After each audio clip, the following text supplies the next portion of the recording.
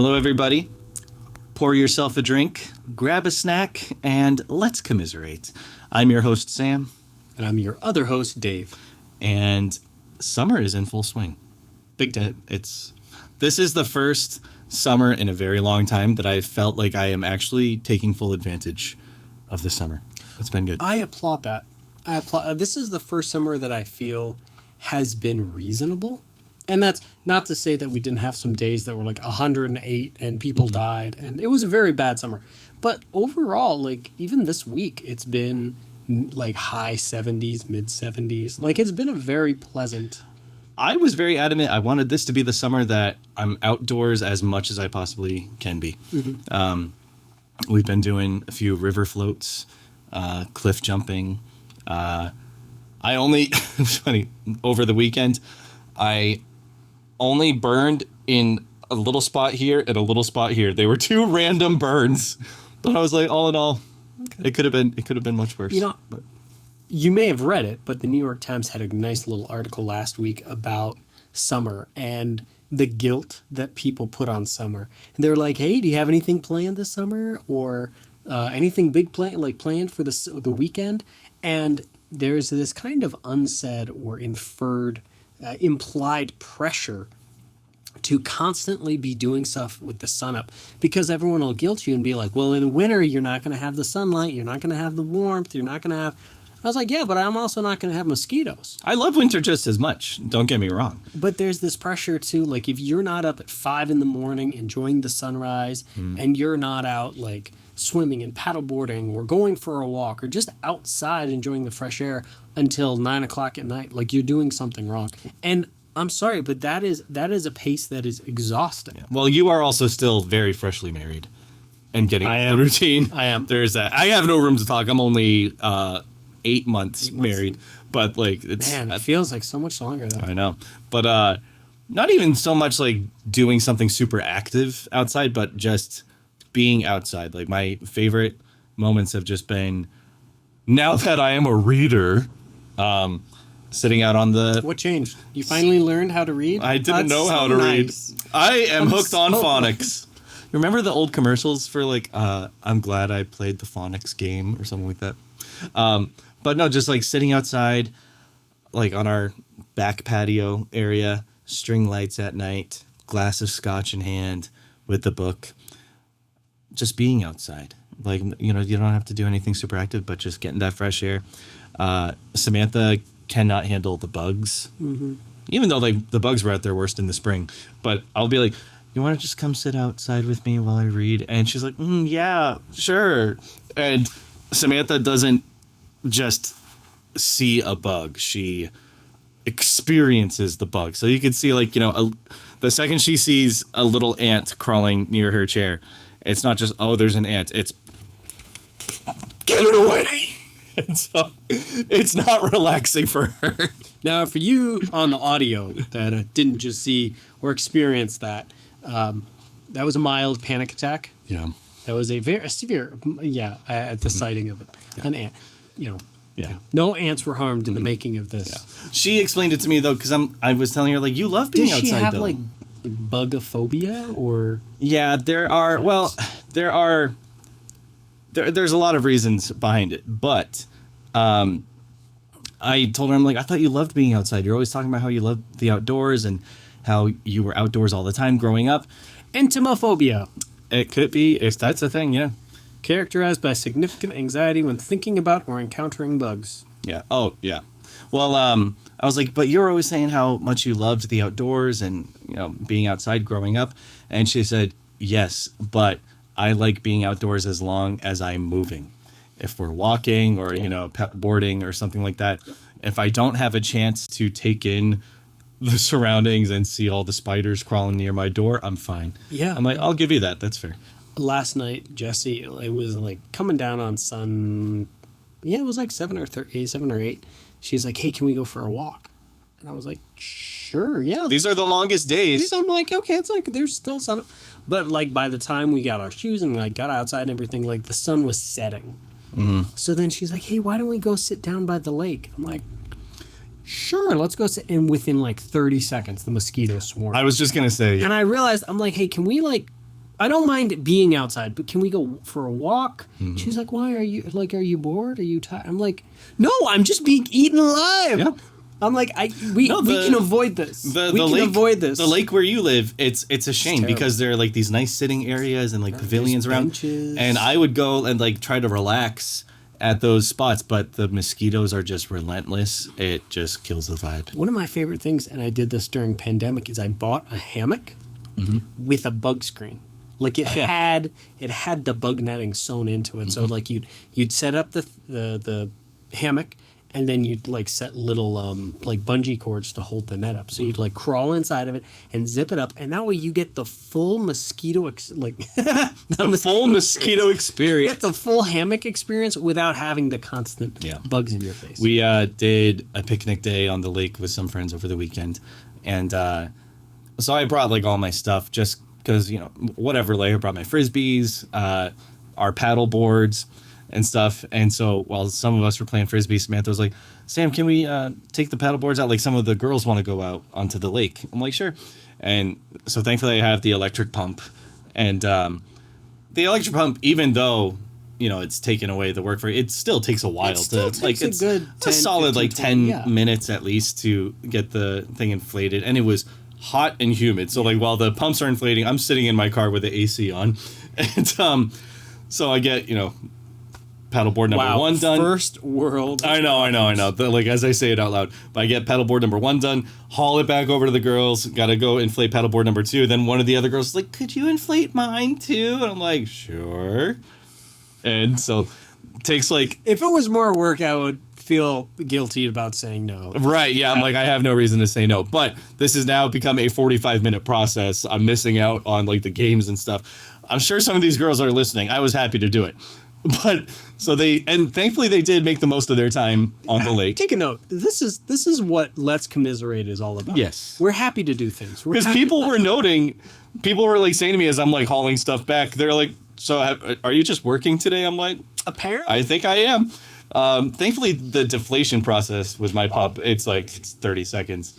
But I was like, oh, and Samantha herself didn't even take her paddleboard out on the lake. She's like, "Oh, I let one of the other girls go." I was like, "So, girls, we're gonna get our own paddleboards and your own pumps." And actually, one of them did. I saw her today, and she was like, "Just so you know, I bought my own paddleboard and pump." And that is good. We're growing. It was a time like back in 2018, 2019, where paddleboards was an expensive hobby to get into. Yeah. It cost $1,000, and the pumps were $100. I'm like, okay, there's a reason why it's like. You would constantly have people like, "Hey, do you know who I could borrow a paddleboard from?" And you're like, "Okay, that's reasonable." There's so much more accessible. But now it's, $100, $200. I understand that's still pricey, but as far as hobbies go, like that's a very accessible hobby. Oh, I want to talk to you about one thing. So you are story time. You are not on TikTok, so allow me to explain one of the many layers of TikTok. So there will be a lot of categories of content you find on TikTok, and it'll be like blank talk. So they're like TOK. So there's the movie talk side of TikTok. There's the book talk side of TikTok. There's even Broadway talk, like where all the Broadway nerds get on and like talk about. Is there a genre for talking about clocks? And so clock talk. I'm sure there are. I'm like TikTok talk. Finding there's so many different types of talk out there. So many talks. So if you're talking about Return to Oz, the character known as TikTok. And if he had his own genre, or what is it called, like his own talk, then it would be TikTok talk. TikTok talk. I stumbled upon what I feel is like a very strange corner of talk. It's called Keeb talk. Keeb talk. Say that again. Keeb talk. Keeb. Like Keebler elves, Talk. Keeb talk. Okay. Do you have any idea what it could be? No. I'm trying to come up with acronyms. I'm like, I got like Kingdom, Ever Loving Elf, Butter. Like, nope, can't be. Book Friends. No, Keep Talk. Is it fans of Keebler? Oh no! Oh, I thought you almost had it. Keyboards. It is the corner of TikTok where people post ASMR videos of like keyboard sounds and typing. Huh. There is a whole Keeb. Like, what would you call it that? Check out this new Keeb I got. It's got like, I mean, you probably work with keyboards more than I do. I don't understand Gen Alphas, and don't get me wrong, like millennials have their own weird slang, but Gen Alpha, they just try to minimize everything into one syllable sounds, not even words, but sounds. Yeah, that's true.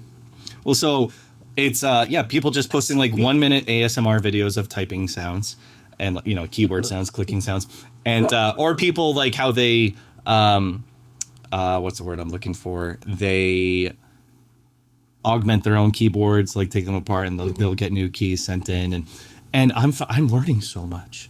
There are 3 different categories of keyboard sounds. Yeah, there are. Have you heard of this? 3 categories. Because are you talking about like mechanical keyboards? Yes. Yeah. So, but like 3 categories of sounds that mechanical keyboards make. Keep going. Okay. There's clacky. Yep. Creamy. Yep. And oh my goodness, I forget the third one. I gotta look it up. Oh man, I'm so sorry, Keep Talk, because I've become like a loyal follower of Keep Talk. Look them up. Creamy is like right in the middle. Like clacky is like the hard, high pitched keyboard sounds. And hang on. Linear, tactile, and clicky? Clicky or clacky, however you want to say it. Creamy, tactile, clicky, thocky? Thocky! That's the word. Thocky. So that... to sock. Thocky. So that's like the deepest sound that a keyboard makes. Yes, the thock. So on Keep Talk, it depends on what sound you prefer. Are you a thocky kind of guy or a creamy kind of guy or a clicky? Personally, I've become more of a thocky guy. Wow. I know it sounds... You have preference on keyboards? No, I get it. Yeah. Well, I, in my line of work, working with IT and tech support and stuff, you'd be amazed. There's not a lot, but there's like 2 or 3 people that their keyboard is their life. Yes. Like the way the keys are set up, how many keys they have. There's like I forget, there's like 2 or 3 different, there's like the short board, the half board, the full board, extra buttons, keyboards with like audio buttons, audio knobs, some of the I love. Yeah. And I have a scroll wheel for it. Yeah. It is a game changer. That's a big thing. Huge. But the keys themselves, because there's like, you have the rubber type. Most of them have like a mechanical spring. Cherry actually is one of the main mechanical keyboard company brands, and they have like their Cherry Red is like the most popular. They have Cherry Brown, and I think yellow. They have like a whole series, and each one has different tactile feel, different recoil, spring tension. Does it make a noise? Because there is something so satisfying about, and I know my keyboard, especially because I have a mechanical, I have a Logitech K780. During pandemic, it drove my roommate nuts because it has that typewriter, the clicky sound. The click, click, click, click, click, and I love it because it's very satisfying. Like if you're pounding out an email, it's whatever floats your boat. If you like that high pitched sound. But if I'm in a private office, that's okay. If I'm in a cubicle with like 10 other people around me, I want the quietest keyboard I can get. Yeah. Well, it's and that's why a lot of people go for the thocky sound, because it's lower and it's much quieter. But if like I'll listen to it, like it sounds like pebbles falling. Like it's very relaxing. It's like a religious experience for you. Well, a lot of these people, they go live on TikTok for like 2 hours just typing. And they'll tell people, like, if you want to purchase this keyboard, like, I'll put the link down here. I also have this and this and this and this and this. Today I'm going to be typing with this keyboard. The internet is such a weird, such a weird place. But I get sucked right in. I click, okay, I'm watching the live. Wow, that sounds awesome. You're one of them. But they make, like, a lot of these people, they will make customized keyboards for you if you want to purchase them. And I'm like, but you know what? Of all the corners of the internet that I could get drawn to, this is probably one of the most innocent. Like, it's very clean, innocent content. And yeah. That is where I feel the internet shines. It is people sharing experiences or data like in a very wholesome and creative environment, that benefits the human experience. Well, it's a big thing. People want the number pads on their keyboards too, because most modern keyboards don't get that. Like, it's a rarity now. And so they specialize in making keyboards that now include those and also have the satisfying sounds. And yeah, I told Samantha, I'm like, can I please get a nice custom keyboard? And she was like, we need other things. I'm like, no, this is what I need. Well, I don't have any okay, so talking about needless splurges. Oh, yeah. So last week I went ahead for Prime Day. It was 2 weeks ago. I went and got myself an Elegoo, I forget the brand, 4 Max 3D printer. And cheers. I set it up yesterday, and I was amazed at how easy it was. It was like... Oh, only just yesterday? Yesterday. Built the thing. It was like 12 screws. Plug and play. Like, the amount of it took to get this thing up and running, like from the time I hit on to the time that I was like, oh, I can print something now, it was like 5 minutes. That's awesome. It was insane how easy it was.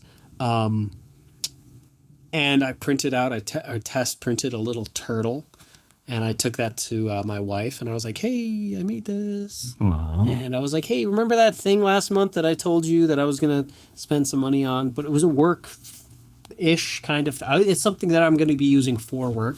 She's like, you didn't actually do that, did you? And I was like, well, you didn't say no. But I didn't say yes. I was like, Jesse, here's, how would you feel if I spent like $200 or $300 on this work thing? And she just sighed, like that knowing sigh that she can't really talk me out of it, but she wasn't happy about it. And I said, she didn't say no.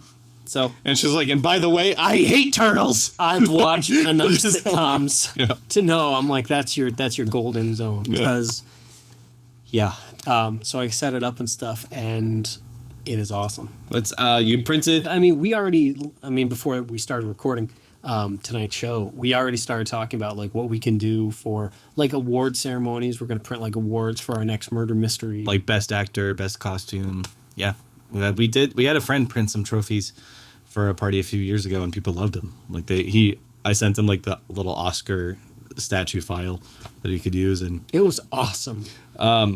We got quite a few comments in response to our Glass Onion review last time that I just wanted to take a quick minute to. Can we? I feel like that was a really good review. I felt it was entertaining. It was not by any means like a critical, theatrical. It was just us having fun. But it was fun. I know, like listening back to it, I was like, okay, I make the same point like 12 times. I was really fired up about it. They're like, oh, you're one to talk to, okay, but yeah, I'm like, I could understand why I get a lot of negative comments on TikTok, because I'll be listening back sometimes and like, wow, who is that loud, annoying guy? Oh, it's me.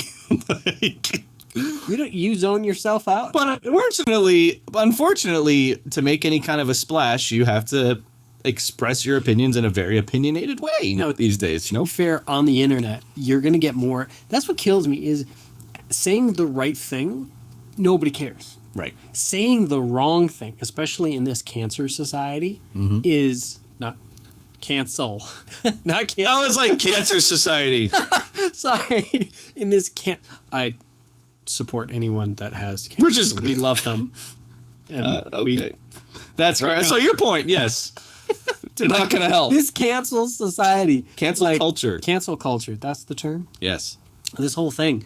It's like you get more publicity, more attention if you say something divisive. Well, and like for the clips that we post, they're more like the controversial takes. If people go and watch the full review, they'll see like we do say a lot of very positive things about the movie, and like overall still love it. It's just like these nitpicks. But when I post positive clips, that doesn't get much of a response. It's just like, oh, okay, you like this. But anyway, so it was in response to, I was talking about how murder mysteries, they always kind of have the same unnecessary, like the same trope of they hinge upon like these weird quirks that the characters have of, like, and it all comes back to that. Like, so I use the example of, Miles Braun, he only uses fax machines. He doesn't. It's usually like little things you're like, huh, that's kind of weird.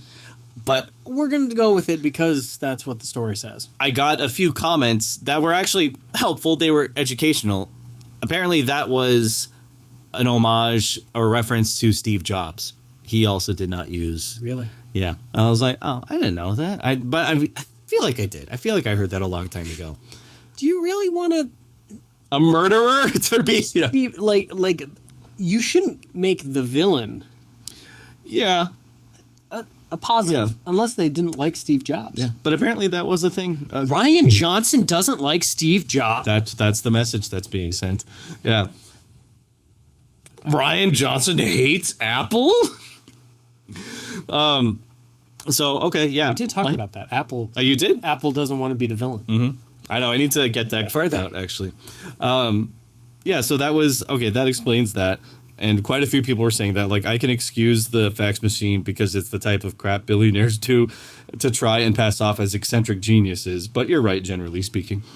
And generally speaking, somebody, it was a clip where he said, Ryan Johnson wrote this during pandemic. Somebody commented in all caps, during pandemic. I don't know why that's so funny to me. And it was when I was talking about... The thing is, that works into like every... During pandemic. It doesn't matter. The argument, you can definitely pull that one out. Yeah. And it was a clip where I was talking about how a lot of shots in Glass Onion were like, you know, just lies, you know, refilmed differently. And I was like, yeah, and they show this is what happened, but this is what really happened. Somebody writes, that was the point of the whole movie. I said, oh, my bad. Didn't realize. I know. I'm saying I don't like that point. That was the whole point. The whole point of the movie was that what he said and what happened were different. Now, it would have been different. And I hate to go back on this, but if they had, if he had simply just said it, right, and they didn't show it, mm-hmm. You know. Somebody said Marxism is a terrible writing style. I was like, I don't know how we got here, but well, you're right. I mean, you're not wrong. Yeah. And the one final comment, somebody said characters are allowed to lie, but the camera should never. Well said. Well said. That's yeah. Anyway, it was fun reviewing Glass Onion, and I said we got Wake Up Dead Man to look forward to, the third and final. On that note, the characters should lie, but the camera should never. Well, I mean... What? I think that's a great segue into our review. So, hello, Book Talk. This is what we're talking about today. Murder on the Orient Express, the novel. Yeah, been wanting to read it for a long time, and finally got around to it. That's what we are talking about today. And this is the start of what is going to be an Orient Express series. How many were... It's going to be like a 4-part, 5-part series. Because it was like... There was like 3 movies? So there are 3, like, the most famous adaptations. 1974, 2010, and 2017. However, I knew that this other adaptation existed from 2001, starring... Who is the guy who played Dr. Octopus in... Oh, Spider-Man 2? Yeah. I know his name starts with an A. In Spider-Man 2. But he stars as Poirot, and it was a made... Yeah. Actor. Yes. Alfred Molina? Him. He plays Poirot in a more... He plays Poirot? But the adaptation that he was in, it was like a made-for-TV one, and it's considered to be like really, really bad. And I actually started watching it on my way over here. And it takes place more modern day from what I saw. And I was like, oh, this is like laughably bad. I was like, maybe we should talk about that or make that like a whole different type of YouTube movie review, because That's Like- another thing. Mystery Science Theater style. Yeah. Like we'll actually watch it. But the plan is we're going to talk about the book itself, the original source material, and then we're going to do an episode of each talking about the different movie adaptations. But book, welcome to our book club. What were your overall thoughts? So I'm just gonna, full disclosure here. I haven't read the book. Jesse and we drove down to South Carolina 2 weeks ago to visit family, and we listened to the audiobook. So it's like Fresh. Yes. It's fresh on the brain. Yes, I can respect that. And the one we got through, I forget the company that does it, but it was like really well read. Like you purchased it, the audiobook? No, it's on Spotify for free. I was going to say, like, that it's on Spotify, right? We tried 2 or 3, and some of them were like really like just one was like most definitely AI. Oh. Like it was read like and Poirot walked into the train. And you're like, that's like all the inflection for like the questions didn't have any inflection. So which one did you because I found one on Spotify too, and it's Spotify that it's read by a girl, and she does a really good job. Because I found the official one on like the authorized version on Spotify, narrated by Dan Stevens, and he does. I think he's in Downton Abbey. He also played the Beast in the Beauty and the Beast remake. Yeah, but he actually does Poirot's voice really well, and I was listening. I was like, yeah. I forget the one. But you listened to the audio. But it was. Oh no! Actually, it was the guy who was the actor from that did the original TV series. Really David well. Suchet? He actually narrated this one. What? He narrated like Poirot's bits. And that's what I would. And I was like, this is awesome. Yeah. Because the whole time I was like, man, this guy's nailing Poirot's. He's really good. He's so good. It sounds like you're watching the movie, the TV show. And then by the end of it, they're like, read by. David Suchet. David Suchet. And y'all, Suchet. Suchet. Oh, my Lord. It was fantastic. Anyway, so let's get into it. This, overall, like 11 out of 10. Yeah. 10 out of 10. This book is so good. It's really, really well done. You understand why this is like one of Agatha Christie's like most renowned works, why it's gotten multiple adaptations, why it's been referenced and quoted and remade so many different times. I was reading, like, because everything you read says Agatha Christie is the best-selling author of all time. And I was like, well, come on. Multiple sources will verify that, actually. Wow. I was like, okay, I'll take it. Yeah, it's overall very, very immersive. Not too wordy. Like, I was expecting it to be just, like, kind of detail overkilled. But she finds the right balance between like having enough details in sentences, because there are some very important details. They're like, okay, when you were sitting on the bed, when you looked at the door, was the bolt up or was the bolt down? Yes. And you're like, how am I reading this and I'm not feeling like I'm reading a technical handbook? Right. Like there were so many little details about how he like bent the hanger to like hold the piece of paper that he like set on fire, and you're like, how am I not bored by this? Yeah. It was because there were moments when he's doing the big reveal where he's like, you said that he didn't speak French or this and this. I'm like, did he? And it's nice having the book that you can actually turn back. Go back. And what I do love about how the book is structured is the way the chapters are structured. There are 12 suspects, and each suspect just gets a chapter dedicated to their interrogation. So when he says to Mary Debenham, you said this in your interrogation, you can easily just go back to the chapter of her interrogation and verify what he's saying. I'm like, oh, that's true. Which part of this book, like what makes this book so amazing is all of like its cohesiveness. Because sometimes you'll read a mystery book or a movie or something, and you're like, all right, that didn't happen. Or the detective what I love about this especially is that like when Poirot infers something or he's like or logically deduces something, he's like, no, this works because of this, this, and this. And you're like, all right, I can see that. Or he's like, all right, there's like there's 12 different possibilities for how this works. And you're like, all right, that's a lot. He's like, but that one's not possible. This one's not possible because of these reasons. And you're like, Oh. Well, like the way he works out Well, I mean, spoilers. The Spoilers detective ahead. works out the problems. It is a very logical. So he never relies on like, because sometimes that happens with Sherlock, and you're like, what's the assistant's name? Watson. Watson is like, Holmes, how did you deduce that? And he's like, well, I saw this over there, and you're like, it kind of makes you feel stupid as the reader. Yeah, it was the way everybody says as far as like adaptations go, David Suchet is like the definitive Poirot. Like he is he's him. And I've seen multiple adaptations of Poirot at this point. Reading this was the first time I was like, okay, I can see why they say David Suchet is like everything, even down to his appearance. Like he says, like his head is egg shaped, yep. and just like the little, like the petite round man, the clothes, the stash, everything about it. Manner of speak, talks, the accent, the fact that the Belgian, the French. You're like, okay, this is him. Yeah.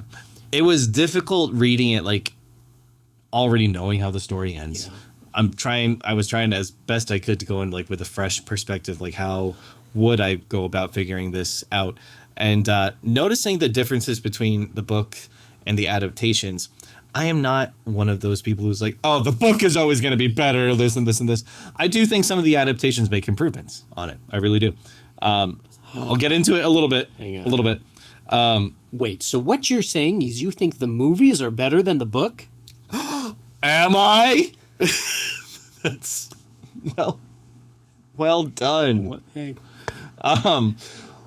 I only have a few notes here. Like, we're not going to take this like plot by.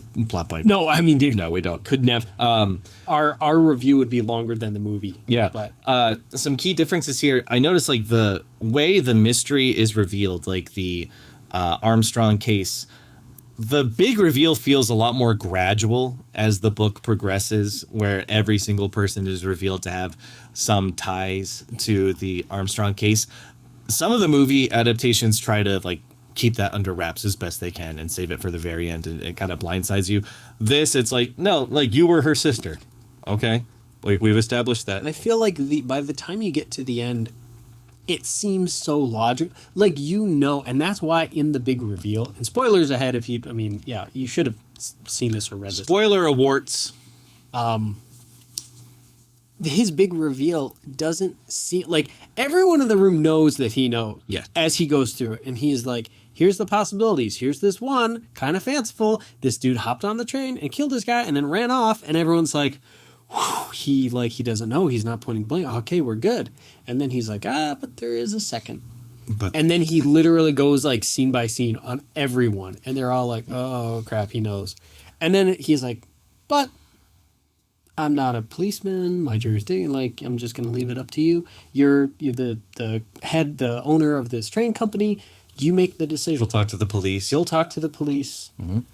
And the whole, so I mean, even some of the reviews talked about that this was not so much a detective mystery, but a study in human interactions and morality, and, that whole kind of the psychology of the psychology Hastings.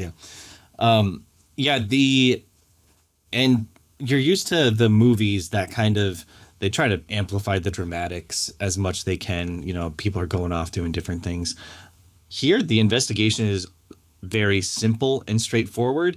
The characters are more sequestered. There aren't too many points in the book where everybody is all together interacting with each other like you see often in the movie adaptations. Here, the characters are basically sequestered, and he's only bringing them in one at a time. So like, all right, you were the butler, and what did you see? Oh, that's an interesting fact that you mentioned. All right, thank you for your time. Now let's bring in the governess. And it's very more methodical that way. But what's nice is it gives you a chance to feel like you actually get to know each character as it's going along. Yeah, no, and there are very few, because I feel like the movies sometimes rely too heavily on action sequences. Like, there's a man in a trench coat, and it's like, oh, there's there he is, and after him, and then he runs over a fence, and then something happens and they lose the trail. It's like, oh, I lost him, and it's like dun dun dun. all right, well, back to the investigation room, and then we're going to talk about, who could that have been? You know? And you're like, okay, that was just a kind of a jump scare, like a high point. Whereas in this, the whole thing is so like quiet and measured, but there are moments of tension, like the whole thing with the silk dragon. That's a big point. Yeah, that's like throughout the whole thing, you kind of feel the tension of like, and the frustration. Poirot's like, where is this jacket? Yeah. This robe, and then eventually, like, it comes. And I don't know about you, the whole sequence with them opening the case and it being there was just such a frustrating sigh of relief. Yeah, because they're like, okay, it's real, it's here. Where did it come from? Yeah, who put it here? Yeah. And just that not knowing, like the murderer was always one step ahead of Poirot, and that built just such an underlying tension into the entire read. And what's nice is Agatha Christie, she gave you the tools to to figure out your own investigation as you go. This map of everybody's sleeping I was cars, really disappointed the audiobook didn't have a map. How could an audiobook have a map? Yeah. But showing you where everybody was sleeping, the outline of the car. And I like, there's a whole chapter dedicated to a summary of all the facts they've gained thus far. Really? Yes. It was... in a flurry of pages. Hang on. He sits back and thinks. I do love. There's a couple of moments where he's like, where's that one bit? He gets frustrated. He's like, I just need to think, and so he goes and like sits down for a couple of minutes, and then he comes back and he's like that whole he went into his mind palace and he's figuring stuff out, and then he comes back. He's like, I'm not frustrated anymore. Let us continue. And I think they said at one point, then they all just sat in silence for a while, just thinking. But why can't they put that in the movie? Just an awkward. They know audiences are not patient enough for that. But Book or Poirot made a list of all the facts that they had gained thus far, and so they take it. This was such a boring read. Sorry. See, for me, this was helpful. It is, but I'm sure listening to this would be boring. Yes. Being able to have it all in front of you and see, you could see everybody's alibis and reference them all together. Especially if you're Kane's Jawbone. If you have the pieces and you're trying to compare them all, this is a godsend. Yep. You could literally, like a Clue game board, you could figure out the mystery from this alone. Right in the next chapter, he says, these are the questions that we still need to answer. And so having it in that kind of almost like a worksheet form helps somebody like me. Okay, how can we do this? And he even says... This is no longer entertainment. This is work. Yeah, and he says, what's interesting is that exactly two people know one fact in common. Mm-hmm. Two people saw the person in the scarlet kimono. Two people, saw the pipe cleaner or something like that. Yeah. And so that's how he figures out that things aren't adding up. One thing I noted, a lot of the adaptations, they tried to make Mary Debenham his likable female sidekick almost, especially in the latest adaptation, the Kenneth Branagh. As I'm reading the book, I'm she actually kind of can't stand Poirot. No, she's very defensive every time he speaks to her. I think because they're so used to there being some sort of likable female sidekick in these adaptations. And there are a couple of those. I hate it when they do a movie adaptation or a book adaptation, and they're well, the main character needs a female side or a love interest. And you're no, he doesn't. No, he doesn't. Okay. The book, the all of the sequel, he doesn't need that. Yeah. At all. Yeah. And they're no, we need a love triangle or we need to add a character. I'm you don't. No. The audiences, the fans, they're well, this helps it reach all audiences. I'm I don't know. I'm not a movie producer. No. Nor but we could be if we really wanted to. Put our minds to it. It just, for me, it deflates the story and it makes the characters cheap. Yeah. Yeah. And it makes me feel like the movie producers are pandering to an inept and stupid audience. Wow. I mean, I can't argue with that. And it frustrates me because I'm like, no, I know how the book goes and I know how the movie is, and these two things are not coalescing. Well, one major change that most of the adaptations make that I think is actually a good change.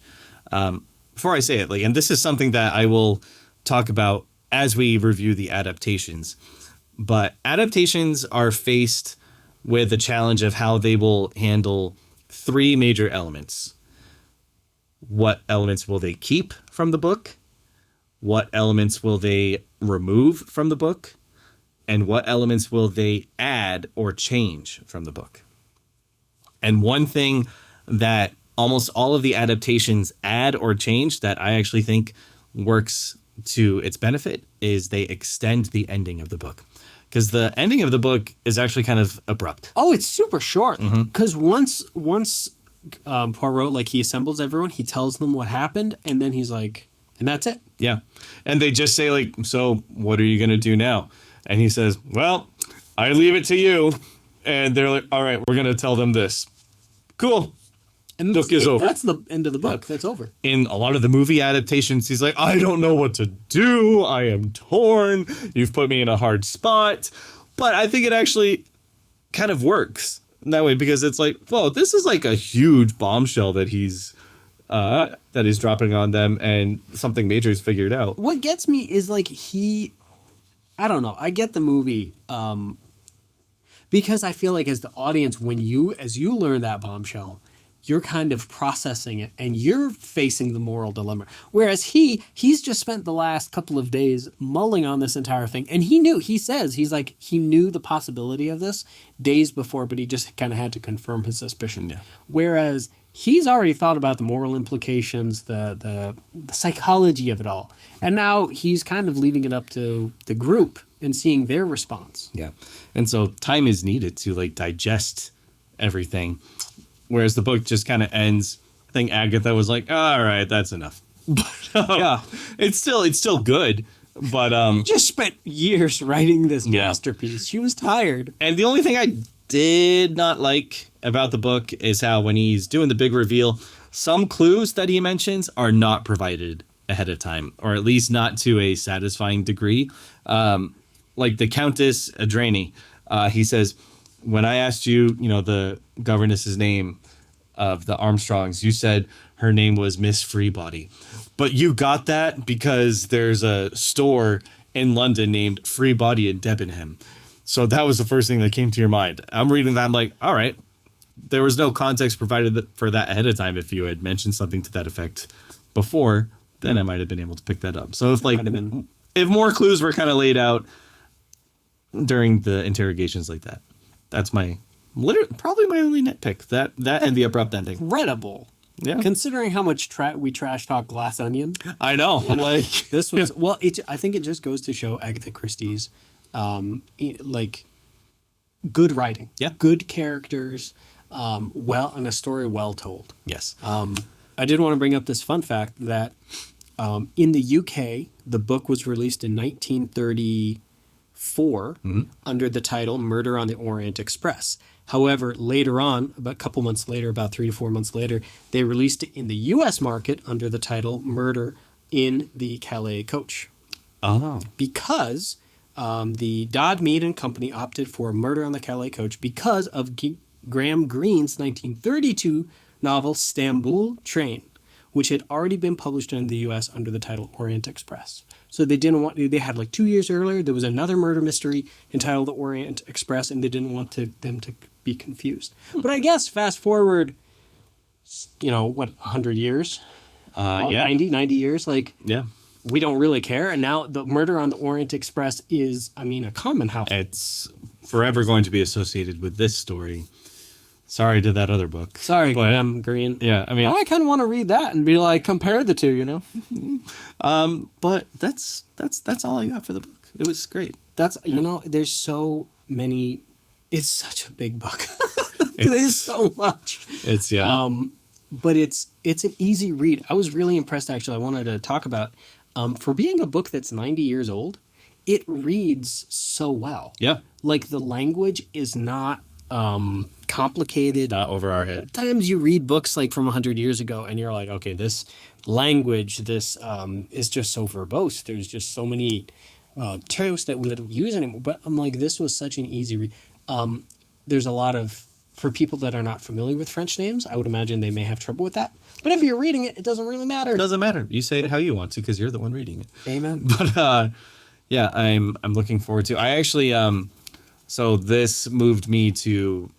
I wanted to read all the books in the Poirot series, so got the very first book in the series, The Mysterious Affair at Styles, and We also listened to that one. did you? Yeah. So the audio, I did find an audiobook of that one. I am finding I can't do audiobooks because they put me to sleep.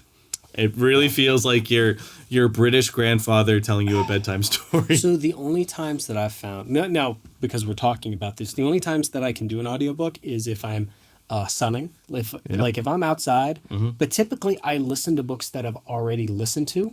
Yeah. Because if I fall asleep, if I take a nap, I don't lose anything. Right. But it's still an enjoyable experience. The place that I love audiobooks is when I'm driving. Because it's the perfect amount of diversion from being attentive. Because you're driving, like your eyes are on the road, you're checking your mirrors, you're focused, but you're kind of hearing this movie play in your head. Which is, it's just enough to stay entertaining. Which makes sense why like talk radio and the radio was so popular. But for me, it literally puts me to sleep at the wheel. No. So I was listening to the audiobook Mysterious Affair at Styles. Like I had already read the first 2 chapters, but I was like, oh, let me see like if the audiobook is any good. And the official authorized audiobook is narrated by Hugh Fraser, who plays Hastings in the Poirot series. And Mysterious Affair at Styles is narrated by Hastings. Like it's written from his point of view. Yes, the whole thing is him. It's his account of it. And so then when you have That's his first. it's his first story with Poirot. It's how they became detective partners. And so it's from Hastings' point of view, and they got the actor who played Hastings for all those years to narrate the audiobook. That was very satisfying. Yeah. But that's like when I was reading the book on my own, I'm like trying to like visualize it in Hastings' voice. We'll put the link. And so it's like, Poirot, I say. And that's exactly how he talks in the audiobook too. It's very well done. Yeah. That was the one disappointing thing because I forgot that he's not in Murder on the Orient. He's not. Just Poirot. So the whole time I was like, where's Hastings? No. Hastings actually only appears in like a little more than half of Poirot's stories. Like a lot of them are like he's on a solo trip or something like that. But I say. Looking forward to reviewing the adaptations of Murder on the Orient Express. Is there one adaptation in particular that you're looking forward to breaking down? Have you seen the 1974 one? Yes, with David Suchet. No. Albert Finney plays Poirot in the 19... You know, the thing is, my mom was a huge Agatha Christie. So she would always watch like the AMC and all of these. So I know I've seen bits and pieces of all of them. Except the 2017 version. That I haven't. You still haven't seen that one? No. Sorry. Oh boy, are you in for an experience? That is why we're doing this. That's why we're doing this. Okay, we're gonna watch it. Okay, we're gonna watch it together. But 1974 one actually has a very star-studded cast. Like it's a true ensemble cast. But Anthony Perkins, Albert Finney. Albert Finney played Daddy Warbucks in the 1982 Annie movie, and now he's playing this like hunched over, little detective. Wow. Sean Connery is in the 1974 Orient Express. So that's amazing. Samantha and I watched it the other night. I'm gonna have to like rewatch it properly to take notes, but I think my brother-in-law sent me a quote about Sean Connery. Oh goodness! And just because we're talking about him, I think it would be funny. But yeah, we will be reviewing that next. Do you want to read that? Do I have to like read it in his voice? No. Sean Connery turns down roles when he doesn't understand the script. Sean Connery was the star of Zardoz. Did I say that right? I think so. What a fascinating mind he must have. I don't get it. Okay, never mind. I haven't seen Zardoz. I don't know what that is. It's one of those movies that you're like, Sean Connery was in this? Well, yeah. If you get that, then Good for you. More power to you. That's all. I think we've covered. Yeah, that's all we got. We're not like a super in-depth review of the book. Well, I think our past few episodes we've done like 2.5 hour. I'd like to have a short episode. So it feels weird like getting to like, oh, we've only been talking for 51 minutes. That's nothing. But yeah, very excited to delve into the adaptation. I think the movies are going to be a little bit more because I mean, so much of this was about the writing and stuff, and it's hard to kind of talk about the little movie inside your brain. Whereas like when we're talking about other people's cinematic takes on things, yeah, it's a lot easier to be more critical. Yeah. So between now and then, go watch Murder on the Orient Express, 1974. I think right now it's available on Pluto TV for free. A ton of ads, but let's face it, you've got nothing better to do right now. And then come watch our breakdown of it on the next episode of Let's Commiserate. Thank you for tuning in.